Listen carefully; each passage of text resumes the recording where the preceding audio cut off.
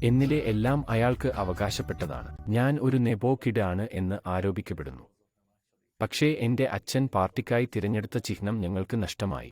ആത്യന്തികമായി നിങ്ങൾക്ക് കഴിവുണ്ടെങ്കിൽ നിങ്ങളുടെ നേട്ടങ്ങൾ നിങ്ങളുടെ പേരിലേക്ക് തന്നെ വരും. പ്രതികാര രാഷ്ട്രീയത്തിൽ ഞാൻ വിശ്വസിക്കുന്നില്ല. ഞങ്ങൾക്ക് വലിയ പ്രശ്നങ്ങളും മികച്ച പ്രശ്നങ്ങളുമുണ്ട്.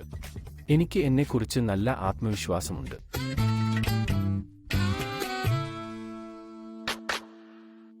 ഞങ്ങൾ വന്ന് നിങ്ങളുടെ അച്ഛനെ കാണുകയും അദ്ദേഹത്തെ അഭിമുഖം ചെയ്യുകയും ചെയ്യാറുണ്ടായിരുന്നു. നിങ്ങൾ എപ്പോഴും അവിടെയുണ്ട്. എപ്പോഴും അവിടെ. അപ്പോൾ നിങ്ങൾ അദ്ദേഹത്തിൽ നിന്നും പഠിച്ചു കാണും, അല്ലേ? അതെ. യഥാർത്ഥത്തിൽ ഓരോ കാര്യവും ഞാൻ പഠിച്ചത് അദ്ദേഹത്തിലൂടെയാണ്. അറിഞ്ഞോ അറിയാതെയോ അദ്ദേഹം ഒരുപാട് പഠിപ്പിച്ചു. സ്വാഭാവികമായി. നിങ്ങൾക്കറിയാമോ, അദ്ദേഹം ഒരിക്കലും എന്നെ ബേബി സിറ്റ് ചെയ്തിട്ടില്ല. അദ്ദേഹം ഒരിക്കലും എന്നെ സ്പൂൺ ഫീഡ് ചെയ്തിട്ടില്ല. ഇങ്ങനെ ചെയ്യൂ അങ്ങനെ ചെയ്യൂ നിർദ്ദേശിച്ചിട്ടില്ല. അവൻ ഒരിക്കലും അങ്ങനെ ചെയ്തില്ല. പക്ഷേ ഞാൻ പലതും അറിയാതെ പഠിച്ചു. ഇപ്പോൾ ഞാൻ അത് മനസ്സിലാക്കുന്നു. അദ്ദേഹം എന്നെ പലതും പഠിപ്പിച്ചിട്ടുണ്ട്. അദ്ദേഹം പറയുന്ന രസകരമായ കഥകൾ എന്തെങ്കിലും ഓർക്കുന്നുണ്ടോ? ഓ അതെ, പിന്നെ ഇല്ലാതെ. പ്രത്യേകിച്ചും ഞാൻ ഈ കാര്യം ഓർക്കുന്നു. ആരെങ്കിലും ഭാവി രാഷ്ട്രീയക്കാർക്കായി ഉള്ള രാഷ്ട്രീയ നുറുങ്ങുകൾ എന്തുണ്ട് എന്ന് ചോദിച്ചാൽ മീനിനെ നീന്താൻ പഠിപ്പിക്കേണ്ടുന്നതില്ല എന്ന് പറയുമായിരുന്നു. അത് എനിക്ക് ഒരുപാട് ആത്മവിശ്വാസം നൽകിയിരുന്നു. കാരണം അദ്ദേഹം എനിക്ക് തെറ്റുകൾ വരുത്താൻ ഇടം നൽകി. നിങ്ങൾക്കറിയാമോ, ഒരു പേപ്പർ വെയിറ്റ് പോലെ ഞാൻ അവിടെ ഉണ്ടെന്ന് അദ്ദേഹം എപ്പോഴും പറയുമായിരുന്നു. നിങ്ങൾ പോകൂ, നിങ്ങൾ നിങ്ങളുടെ കാര്യം ചെയ്യുക. നിങ്ങൾ തെറ്റുകൾ വരുത്തിയാലും അത് പരിപാലിക്കാൻ ഞാൻ ഉണ്ട്. നിങ്ങൾക്കറിയാമോ, അദ്ദേഹത്തിന് ശേഷം എനിക്ക് ശരിക്കും നഷ്ടമായ ഒരു കാര്യമാണിത്. നിതീഷ്, നിങ്ങളുടെ കുടുംബത്തെ പലതരത്തിൽ വിഭജിച്ചുവെന്ന് ഞാൻ നിങ്ങളോട് ചോദിക്കാൻ ആഗ്രഹിക്കുന്നു. ഇതാണ് ആളുകൾ പറയുന്നത്. ഇപ്പോൾ അവൻ ചുറ്റിക്കറങ്ങുകയാണ്. ലാലുവിനും തേജസ്വിക്കുമെതിരായ കുടുംബരാഷ്ട്രീയമാണ് അവന്റെ ആക്രമണത്തിന്റെ പ്രധാന രൂപം. ഇതെല്ലാം കുടുംബരാഷ്ട്രീയമാണ്.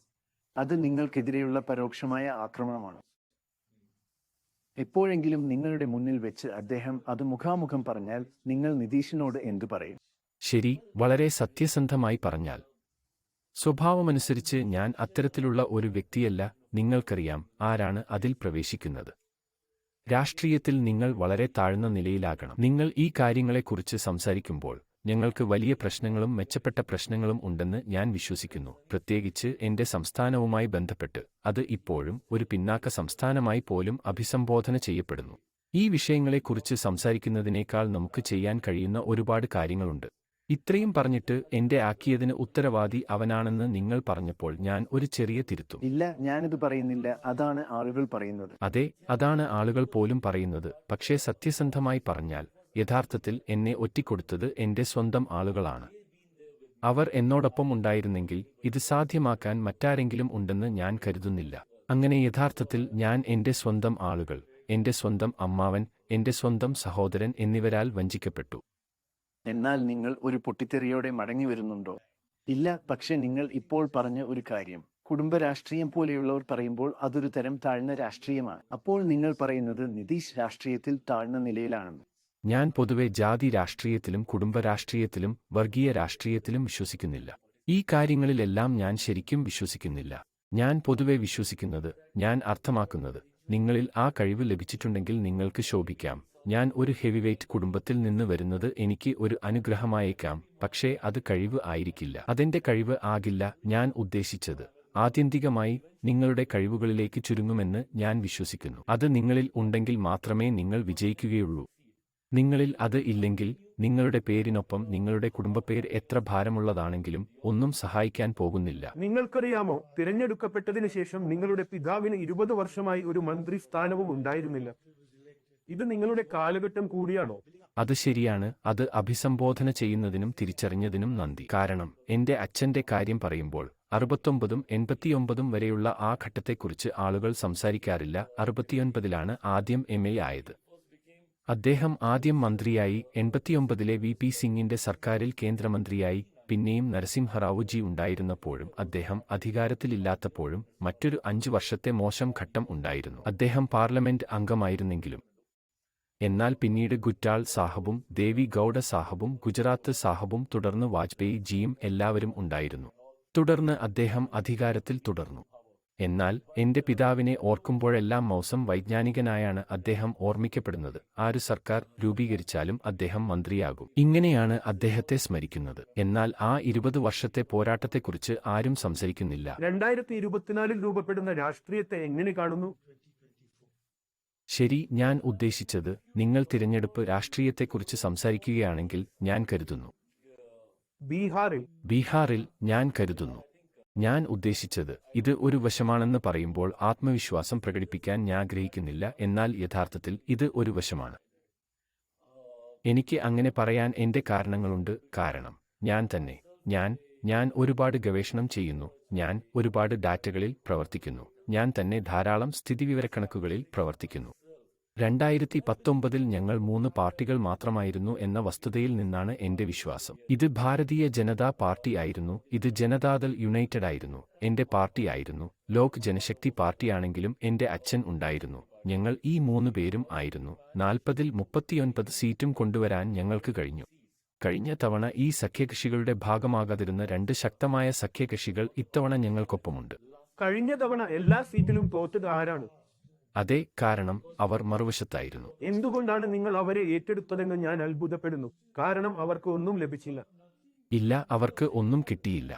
ഒരു കാരണം അവർ തമ്മിൽ ഉണ്ടായിരുന്ന കൂട്ടുകെട്ടായിരിക്കാം. ആത്യന്തികമായി അതെ, നിങ്ങളുടെ സഖ്യവും ആരാണ് നിങ്ങളുടെ സഖ്യത്തെ നയിക്കുന്നത് എന്നതും പ്രധാനമാണ്.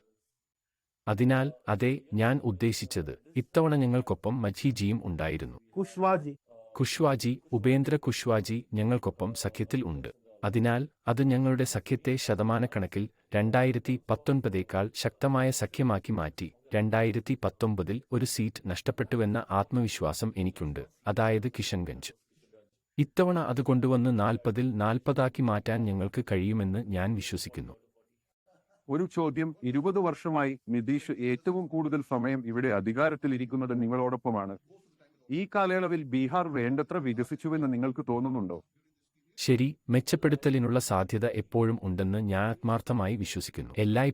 എല്ലായ്പ്പോഴും മെച്ചപ്പെടുത്തലിനുള്ള സാധ്യതയുണ്ട്. മാത്രമല്ല, കൂടുതൽ മികച്ചത് ചെയ്യാമായിരുന്നു. ഇത് പറയുമ്പോൾ ഞാൻ വളരെ സത്യസന്ധനായിരിക്കും. അതെ, എന്റെ സംസ്ഥാനത്തിന്റെ വിരോധാഭാസം എന്ന് ഞാൻ വിശ്വസിക്കുന്നു. ഇപ്പോൾ ഞാൻ അത് കൂടുതൽ വിശ്വസിക്കുന്നു, കാരണം ഇപ്പോൾ എനിക്ക് അതിനോട് ബന്ധപ്പെടാൻ കഴിയും. എന്റെ പ്രധാനമന്ത്രി ഡബിൾ എഞ്ചിൻ കി സർക്കാർ എന്നതിനെക്കുറിച്ച് സംസാരിക്കുമ്പോൾ അതിന്റെ അർത്ഥമെന്താണെന്ന് എനിക്കറിയാം. ഒരു പാർലമെന്റ് അംഗം എന്ന നിലയിൽ ഞാനും ഇത് നേരിട്ടിട്ടുണ്ട്. കാരണം ഏറ്റവും കൂടുതൽ കാലം ഞാൻ എന്റെ സംസ്ഥാനത്ത് പ്രതിപക്ഷത്തായിരുന്നു. കേന്ദ്രതലത്തിൽ സർക്കാരിനൊപ്പമാണെങ്കിലും എന്റെ സംസ്ഥാനത്ത് പ്രതിപക്ഷത്തായിരുന്നു. അത് എനിക്ക് ഒരുപാട് തടസ്സങ്ങൾ നൽകി, അത് എനിക്ക് ഒരുപാട് പ്രശ്നങ്ങൾ നൽകി. എന്റെ അജണ്ട, എന്റെ പ്രശ്നങ്ങൾ, എന്റെ കാര്യങ്ങൾ നടപ്പിലാക്കാൻ. ഉദാഹരണത്തിന്, എന്റെ സ്വന്തം നിയോജക മണ്ഡലത്തിൽ കേന്ദ്രീയ വിദ്യാലയത്തിന് എനിക്ക് ഭൂമി ലഭിച്ചില്ല. ഒടുവിൽ എനിക്ക് കേന്ദ്രത്തിലേക്ക് മടങ്ങേണ്ടി വന്നു. അവർക്ക് എന്റെ നിയോജക മണ്ഡലമായ താജയിൽ റെയിൽവേ ഭൂമി ഉണ്ടായിരുന്നു. അങ്ങനെ ഞാൻ അത് ഏറ്റെടുത്ത് HRD മന്ത്രാലയത്തിന് കൈമാറി. ഇപ്പോൾ വിദ്യാഭ്യാസ മന്ത്രാലയവും കേന്ദ്രീയ വിദ്യാലയവും ആ ഭൂമിയിൽ നിർമ്മിച്ചിരിക്കുന്നു. അതിനാൽ നിങ്ങൾ കുറച്ച് ജുഗാദ് ചെയ്തു. ഞാൻ ഒരു ജുഗാദ് ചെയ്തു. പക്ഷേ അത് പ്രവർത്തിച്ചു. അതെ. അപ്പോൾ നിങ്ങൾ ഇപ്പോൾ ഒരു കാര്യം പറഞ്ഞു. നിങ്ങൾ ജാതിയിൽ വിശ്വസിക്കുന്നില്ല, നിങ്ങൾ കുടുംബങ്ങളിൽ വിശ്വസിക്കുന്നില്ല. ഞാൻ അർത്ഥമാക്കുന്നത് കുടുംബം സഹായിക്കുമെന്നാണ്. പക്ഷേ അത് ഒരു കാര്യമല്ല, നിങ്ങൾ ഒന്നും നൽകാത്തിടത്തോളം. എന്നാൽ നിങ്ങൾ ജാതിയിൽ വിശ്വസിക്കുന്നില്ല. അതെ. ഇപ്പോൾ പാസ്വാൻമാർ, ബ്രാഹ്മണരും മറ്റ് ഒബിസികളും ഉയർന്ന ജാതിക്കാരും എല്ലാവരാലും വിവേചനത്തിന് വിധേയരായിരിക്കുന്നു. അവർക്ക് ഭൂമിയിൽ തന്നെ കഠിനമായ ജീവിതമുണ്ട്. എന്നാൽ അവരോട് വിവേചനം കാണിക്കുന്ന ആളുകളുമായി നിങ്ങൾ ഒത്തുചേരുന്നു. നിങ്ങൾ എങ്ങനെ ന്യായീകരിക്കും? ഇതാണ് ആളുകൾ പറയുന്നത്. നിങ്ങൾ അവരുടെ ഭൂഗർഭ ചൂഷകരുമായി സഖ്യമുണ്ടാക്കുന്നു. അതിനാൽ നിങ്ങൾക്കറിയാമോ, എന്റെ പിതാവിൽ നിന്ന് ഇത് വീണ്ടും പഠിച്ചു. പാർട്ടി ലൈനുകളിലുടനീളം അതിശയകരമായ സമവാക്യങ്ങളുള്ള ഒരു രാഷ്ട്രീയക്കാരനായിരുന്നു എന്റെ പിതാവ്. അദ്ദേഹത്തിന്റെ ശക്തമായ എതിർപ്പായ പ്രതിപക്ഷ പാർട്ടിയിലെ നേതാക്കൾ പോലും വ്യക്തിപരമായ തലത്തിൽ അദ്ദേഹത്തെ ഇഷ്ടപ്പെടുന്നു. അത്തരം വിശ്വാസമാണ് നിങ്ങൾ ജനങ്ങളോടൊപ്പം കെട്ടിപ്പടുക്കേണ്ടത്.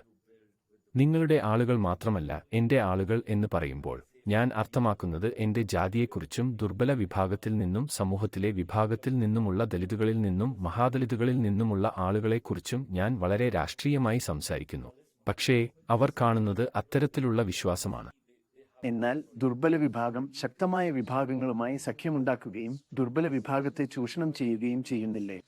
ആദ്യം നിങ്ങൾ അത് സ്വയം എങ്ങനെ ന്യായീകരിക്കും? യഥാർത്ഥത്തിൽ ശരിക്കും അല്ല. ഞാൻ എവിടെ നിന്ന് വരുന്നു? ഞാൻ ദുർബല വിഭാഗങ്ങളെക്കുറിച്ച് പറയുമ്പോൾ ശരി, അതിനാൽ ജാതി മാറ്റിവെച്ചാൽ സമൂഹത്തിലെ സാമ്പത്തികമായി ദുർബലരായ വിഭാഗങ്ങളെക്കുറിച്ച് സംസാരിക്കാം. ആ വിഭാഗത്തിലും എല്ലാ ജാതിയിൽ നിന്നും മതത്തിൽ നിന്നും വരുന്ന ആളുകളുണ്ട്. സാമ്പത്തികമായി പിന്നോക്കം നിൽക്കുന്ന വിഭാഗങ്ങളും അവരുടെ പ്രശ്നങ്ങളും ഒന്നുതന്നെയാണ്. അവർ പരസ്പരം ബന്ധപ്പെട്ടിരിക്കുന്നു. അവർ ഉയർന്ന ജാതിക്കാരാണെങ്കിലും അവർ പിന്നാക്ക വിഭാഗങ്ങളാണെങ്കിലും അവർ പട്ടികജാതിയോ പട്ടികവർഗമോ ആണെങ്കിലും സമൂഹത്തിലെ സാമ്പത്തികമായി പിന്നോക്കം നിൽക്കുന്ന വിഭാഗത്തിൽ നിന്ന് വരുന്ന ഏതൊരാളും സമാനമായ ഒരു പ്രശ്നം പങ്കിടുന്നു. അതിനാൽ അതെ, ഞാൻ ഉദ്ദേശിക്കുന്നത് ആ തലത്തിൽ കാര്യങ്ങൾ അത്ര ബുദ്ധിമുട്ടുള്ള കാര്യമല്ല. അവർക്ക് ആരെങ്കിലും ഉണ്ടെങ്കിൽ അവർ വിശ്വസിക്കുന്നു. ഉയർന്ന ജാതിയിൽ നിന്നുള്ളവരും പട്ടികജാതി പട്ടികവർഗക്കാരും പിന്നാക്ക വിഭാഗങ്ങളിൽ നിന്നുള്ളവരും എന്നെ വിശ്വസിക്കുന്നുവെന്ന് ഞാൻ കരുതുന്നു. അവർ എന്നിൽ വിശ്വസിക്കുന്നുവെന്നും അവർ എന്നിൽ ആ പ്രതീക്ഷ കാണുന്നുവെന്നും വിശ്വസിക്കാൻ ഞാൻ ആഗ്രഹിക്കുന്നു. ഇതാണ് കാരണം. വൈരുദ്ധ്യമില്ലേ? ശരിക്കും യഥാർത്ഥത്തിൽ അല്ല. നേരിയ വൈരുദ്ധ്യം. ചെറുതായിട്ടായിരിക്കാം, പക്ഷേ അവ യഥാർത്ഥത്തിൽ കയ്യുറകൾ പോലെ നന്നായി ജെൽ ചെയ്യുന്നു. ഇനി ഞാൻ അല്പം വ്യത്യസ്തമായ ഒരു ചോദ്യം ചോദിക്കട്ടെ. നിങ്ങൾക്കറിയാമോ, നിങ്ങൾക്ക് ഇപ്പോൾ ഒരു പ്രതിപക്ഷ നേതാവ് തേജസ്വിയുണ്ട്. ഒരു ഘട്ടത്തിൽ നിങ്ങളെപ്പോലെ വളരെ ചെറുപ്പമായിരുന്നു. ഇപ്പോൾ അദ്ദേഹം ഒരു സർക്കാർ പരിചയക്കാരനാണ്. അത് അവനെ കൂടുതൽ ശക്തനായ എതിരാളിയാക്കുമോ? ശരി, അതിൽ കാര്യമുണ്ടോ എന്ന് എനിക്കറിയില്ല. അല്ല, ഞാനൊരു ചോദ്യം ചോദിക്കുകയാണ്. ഞാൻ ഉദ്ദേശിച്ചത് വളരെ സത്യസന്ധമായി പറഞ്ഞാൽ ഞാൻ ഇത് ഒരിക്കലും ചിന്തിച്ചിട്ടില്ല. എനിക്ക് എന്നെക്കുറിച്ച് നല്ല ആത്മവിശ്വാസമുണ്ട്. ഭരണഘടനാപരമായ ഒരു പോസ്റ്റോ അല്ലെങ്കിൽ ഏതെങ്കിലും പോസ്റ്റോ ഞാൻ കരുതുന്നില്ല. ഞാൻ എന്റെ സമരം തുടങ്ങിയപ്പോൾ, സർ, ഞാൻ നിങ്ങളോട് വളരെ സത്യസന്ധമായി പറയും, ഞാൻ എവിടേക്കാണ് പോകുന്നതെന്ന് എനിക്കറിയില്ലായിരുന്നു.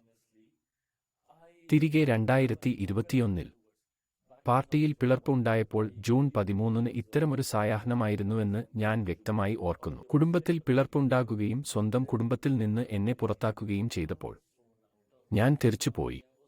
ഞാൻ ഒരു നെബോ കുട്ടി ആണെന്ന് ആരോപിക്കപ്പെടുന്നു. പക്ഷേ എന്റെ പിതാവ് തന്റെ പാർട്ടിയിലേക്ക് തിരഞ്ഞെടുത്ത ചിഹ്നമായ എന്റെ പാർട്ടിയുടെ പേര് എന്നിൽ നിന്ന് എടുത്തുകളഞ്ഞു. ഞാൻ ആദ്യം മുതൽ തുടങ്ങി.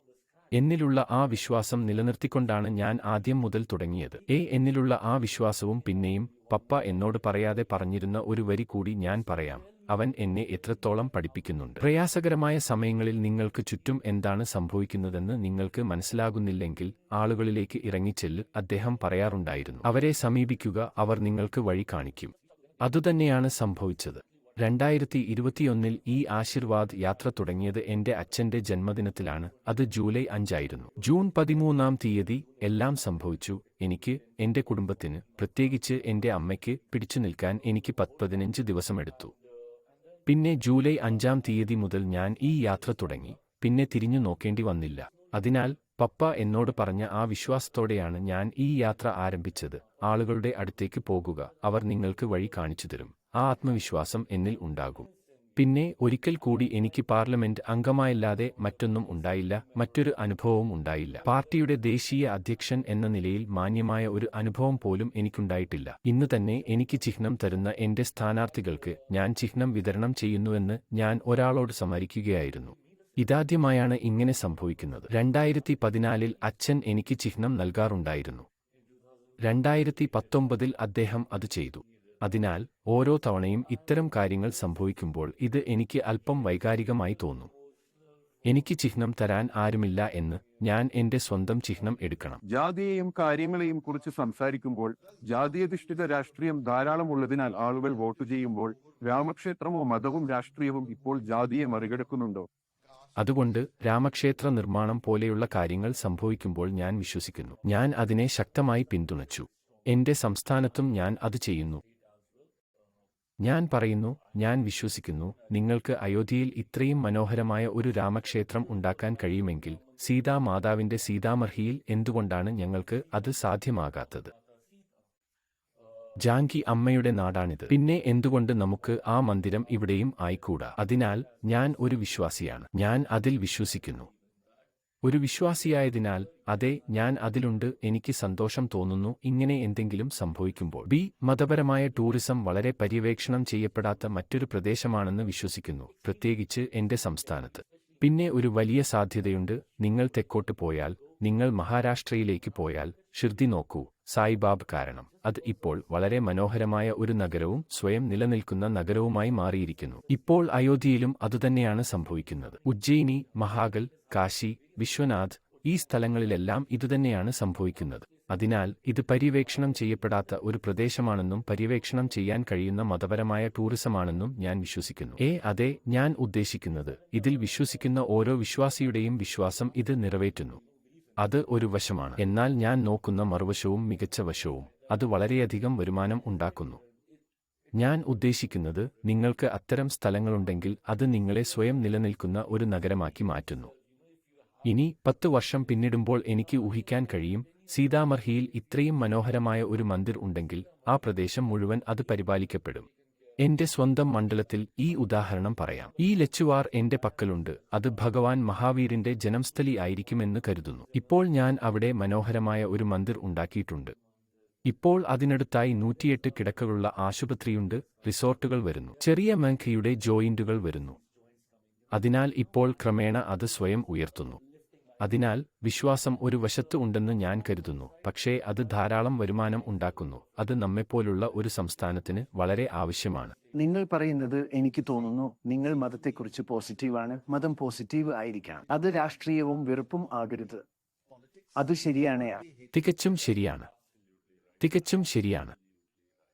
മതത്തിന്റെ പേരിൽ ഒരു സമുദായത്തെ ആക്രമിക്കാൻ പാടില്ലേ? ഒരിക്കലുമില്ല, ഒരിക്കലുമില്ല. എനിക്ക് അവസാനമായി ഒരു ചോദ്യമുണ്ട്. നിങ്ങളോട് ചോദിക്കാൻ ആളുകൾ എന്നോട് ആവശ്യപ്പെട്ടത് ഇതാണ്. നിങ്ങൾ ഇപ്പോൾ ഒരു സഖ്യത്തിന്റെ ഭാഗമാണെന്നും കണക്കുകൾ 85% ഡി കേസുകൾ CBI. കേവലം 15% മാത്രമാണ് പ്രതിപക്ഷ പാർട്ടികളിലേക്ക് കേസുകൾ പോകുന്നത്. കൂടാതെ നിങ്ങളുടെ കേസുകൾ നീക്കം ചെയ്യണമെങ്കിൽ BJPയിൽ ചേരുക. ആളുകൾക്ക് അറിയാൻ താൽപ്പര്യമുണ്ട്. അതിനെക്കുറിച്ച് നിങ്ങൾ എന്താണ് ചിന്തിക്കുന്നത്? 15%ന്റെ ചെറിയ കുഷൻ ഞങ്ങൾക്ക് തന്നതിന് നന്ദി. കാരണം അതും ഞാൻ കേൾക്കാറില്ല. അങ്ങനെ അത് എനിക്ക് കുറച്ച് ഇടം നൽകുന്നു. ജനാധിപത്യത്തിൽ അത് ന്യായമാണോ? ഇല്ല, ഒരിക്കലും ഇല്ല. ഇല്ല, ഒരിക്കലും ഇല്ല. ഇങ്ങനെയാണെങ്കിൽ അത് ന്യായമല്ല. പ്രതികാര രാഷ്ട്രീയത്തിൽ ഞാൻ വിശ്വസിക്കുന്നില്ല. ഈ പ്രതികാരത്തിൽ ഞാൻ വിശ്വസിക്കുന്നില്ല. അതും ശരിയല്ല. അത് പറയുമ്പോൾ എന്റെ നീതിന്യായ വ്യവസ്ഥയിലും ഞാൻ വിശ്വസിക്കുന്നു. നമ്മുടെ ജനാധിപത്യത്തിന്റെ ഏറ്റവും ശക്തമായ തൂണുകളിലൊന്നിൽ വിശ്വസിച്ചിരുന്നില്ലെങ്കിൽ നാം അരാജകത്വത്തിലേക്ക് നീങ്ങുമായിരുന്നു. അതാണ് ജുഡീഷ്യറി. അവർ അങ്ങനെ പറയുമ്പോൾ കുറ്റം തെളിയിക്കപ്പെടുന്നതുവരെ നിങ്ങൾ നിരപരാധിയാണെന്ന് ഞാൻ വിശ്വസിക്കുന്നു. കുറ്റം തെളിയിക്കപ്പെടുന്നതുവരെ നിങ്ങൾ നിരപരാധിയാണെന്ന് അവർ പറയുമ്പോൾ ഞാൻ വിശ്വസിക്കുന്നു.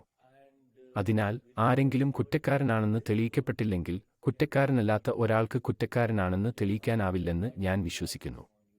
അതെ, നിങ്ങളുടെ മേൽ ചാർജുകൾ ഉണ്ടായേക്കാം എന്നാണ് ഞാൻ ഉദ്ദേശിക്കുന്നത്. ഉണ്ടായേക്കാം, നിങ്ങൾ മർദ്ദിക്കപ്പെട്ടേക്കാം. നിങ്ങൾക്കറിയാമോ, അന്വേഷണങ്ങൾ നടക്കുന്നുണ്ടാകാം. അവർ തീരുമാനിക്കുമ്പോൾ നിങ്ങൾക്ക് 5 വർഷം ജയിലിൽ കിടക്കാം.